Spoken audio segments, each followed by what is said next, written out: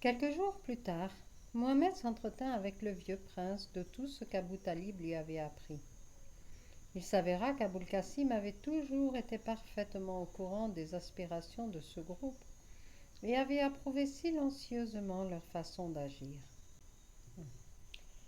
Tu verras qu'une compréhension plus approfondie de l'âme de notre peuple te poussera toi aussi à unifier tout ce qui est d'origine arabe. Le caractère de l'arabe est bien supérieur à celui du syrien. S'il doit se soumettre à la domination de ce dernier, il se produira d'incessantes frictions, ce qui revient à gaspiller des forces précieuses. Par contre, si le Syrien est soumis à la discipline arabe, il pourra s'épanouir de façon insoupçonnée.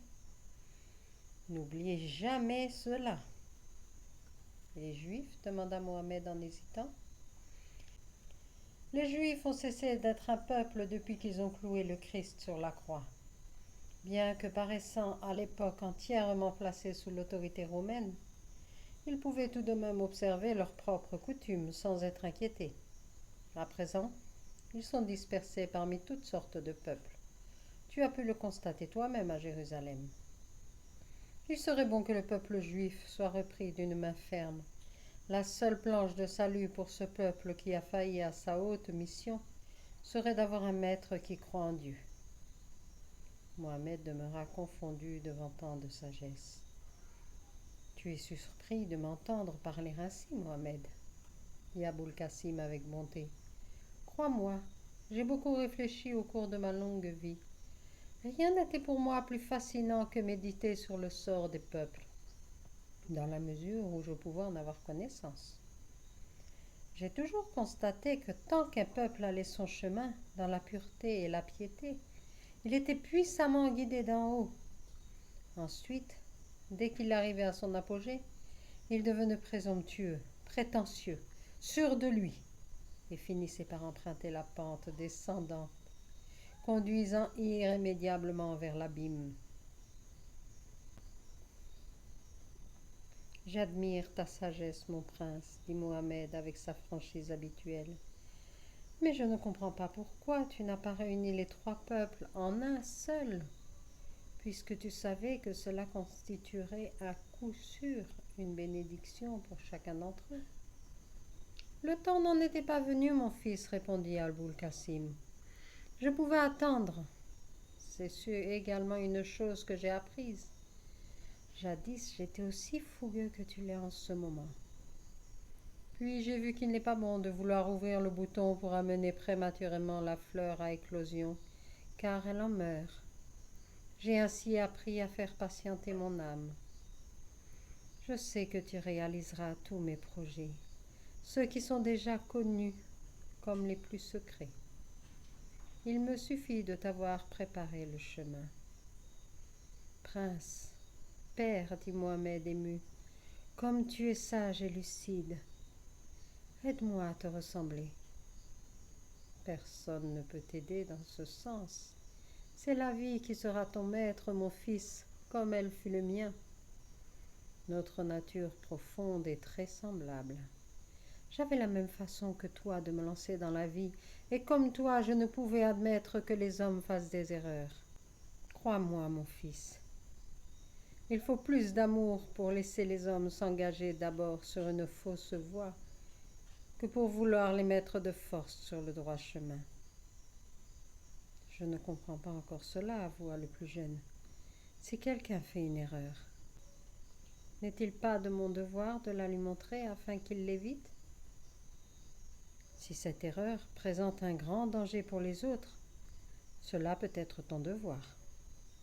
Sinon, il est préférable de laisser cette personne agir de façon erronée afin qu'elle tire la leçon des conséquences de son acte. Ce qu'elle aura appris de cette façon, elle ne l'oubliera pas de sitôt. Permets-moi de te donner un exemple tout à fait anodin. Il y a quelques jours, je t'ai vu retirer promptement l'encrier que le jeune Ali avait posé sur la pile de documents qu'il comptait emporter. Tu voulais l'empêcher de renverser le liquide, n'est-ce pas? Il t'a regardé d'un air décontenancé. ne comprenant pas pourquoi tu refusais de lui laisser porter le récipient. Hier, je suis arrivée au moment où Ali passait à nouveau d'une pièce à l'autre, l'encrier posé sur les documents. Saïd l'observait. Il ne dit pas un mot, même au moment où l'encrier se mit à pencher dangereusement. Il prit tranquillement quelques chiffons et attendit. La catastrophe ne manqua pas de se produire, et l'encre coula sur le tapis. Saïd intervint immédiatement pour aider Ali à limiter les dégâts.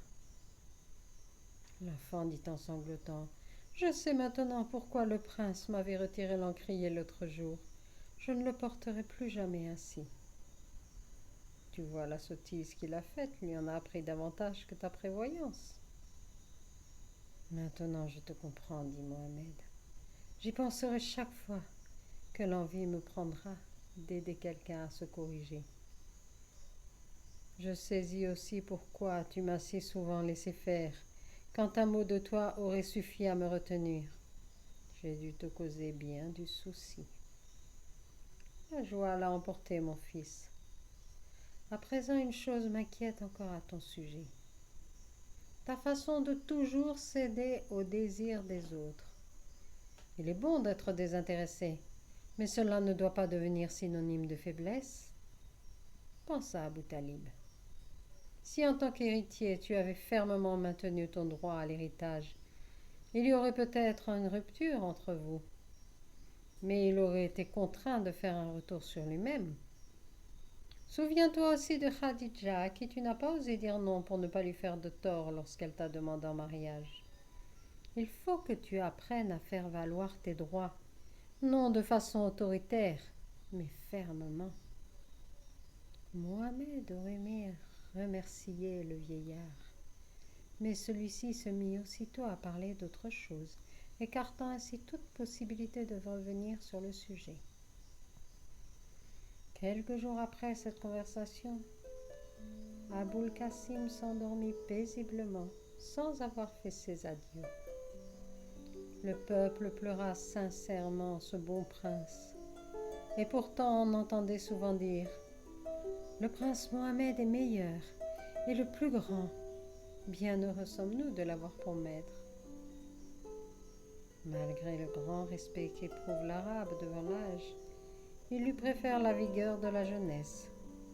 Or, en plus de cette jeunesse, Mohamed avait la beauté de sa personne et l'éclat lumineux de ses yeux. Il gagnait tous les cœurs. Il était aimé partout. Mais c'est dans son foyer qu'il rencontrait l'amour le plus profond et le plus pur. Alina s'épanouissait en une femme d'une gracieuse innocence et d'une grande finesse de compréhension à l'égard de son époux. Depuis longtemps déjà, il s'entretenait avec elle de maintes choses concernant la prospérité de son peuple. Elle l'écoutait avec intérêt et lui donnait de précieux conseils. Les femmes lui tenaient particulièrement à cœur. Elle n'était entrée que rarement en contact avec celles du peuple, et pourtant elle pressentait qu'elles étaient en train de perdre leur pureté et leur droiture. Maintes confidences de ses servantes lui donnaient à réfléchir. Elle posa la question à son époux qui confirma ses craintes et elle réfléchit à la façon d'y remédier. « Ne pourrais-tu promulguer une loi selon laquelle les femmes vivraient complètement séparées des hommes tant qu'elles ne seraient pas mariées ?» demanda-t-elle. « Cette loi existe depuis longtemps, lui répondit Mohamed, mais personne n'en tient compte et l'on se moque des quelques femmes qui la respectent. » « Alors, remets-la à l'ordre du jour, mon époux. Les hommes croient en toi. Montre-leur combien il est nuisible pour le peuple entier de laisser les femmes se conduire mal. Les jeunes filles sont appelées à devenir mères, ajouta Alina en rougissant.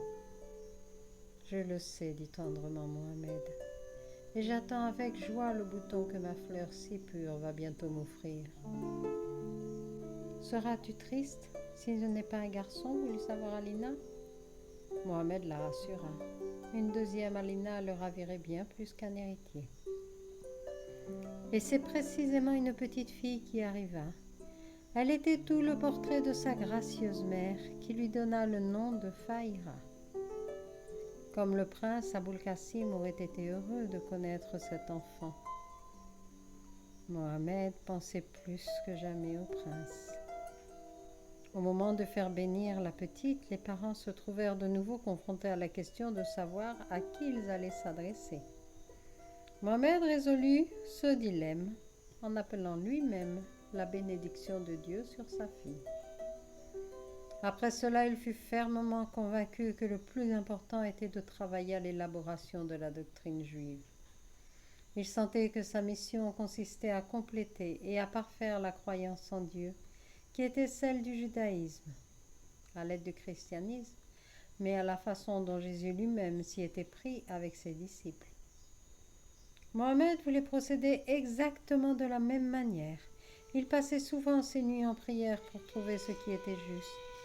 Ses pensées étaient à la base de tout ce qu'il entreprenait, en tant que souverain, et elles guidaient sa propre conduite. Lentement, très lentement, il entrevit la possibilité de réaliser ce qu'il avait vu en esprit. Il comprit qu'il devait d'abord libérer le judaïsme de ses scories. Mais tout ce à quoi il s'attaqua tomba en miettes. Les traditions étaient périmées et les dogmes poussiéreux. Il ne restait plus que les commandements que Moïse avait jadis été autorisé à transmettre à son peuple et les prophéties concernant la venue du Messie que Mohammed considérait comme accomplie depuis la venue de Jésus sur terre et que par conséquent, il laissa de côté. Il aurait aimé pouvoir s'entretenir de tout cela avec quelqu'un, mais cela ne devait pas être. Son âme devait trouver seule, avec l'aide de Dieu, ce dont elle avait besoin pour elle-même et pour les autres.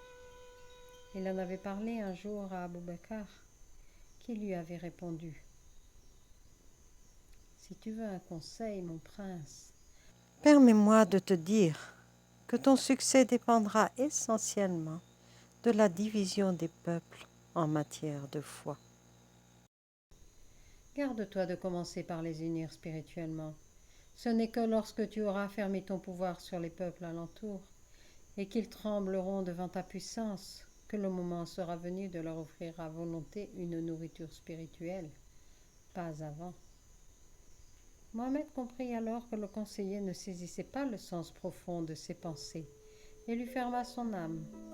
Ce fut certes une déception pour lui, mais elle ne l'affecta pas outre mesure.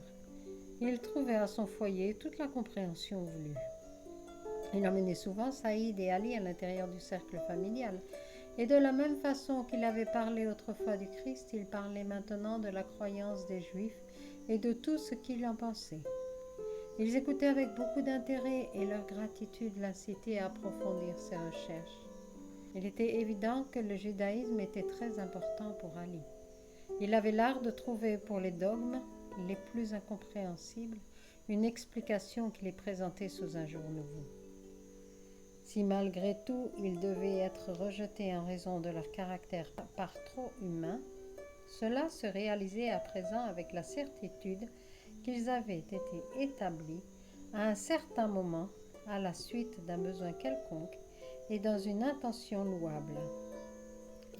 La plupart d'entre eux avaient été mal interprétés par la suite.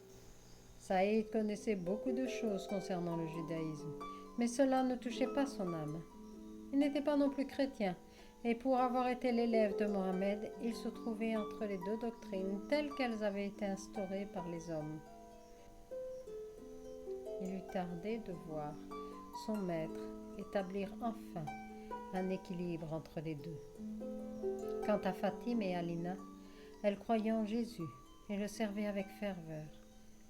Elles avaient leur propre doctrine et leur propre façon de penser qui était tellement conforme aux paroles du Fils de Dieu, telles que Mohammed les leur avait transmises.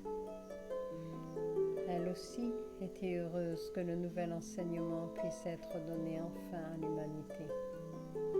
Nous les femmes, ne nous oublie pas dans tout cela, répétait sans cesse Alina. Et tandis que Mohammed se consacrait en un pur vouloir aux aspirations de son âme, sans se douter qu'il s'agissait là précisément de sa mission voulue par Dieu, il maintenait extérieurement d'une main ferme les rênes du pouvoir Il observait chaque événement, si minime fût-il, et il en examinait les conséquences.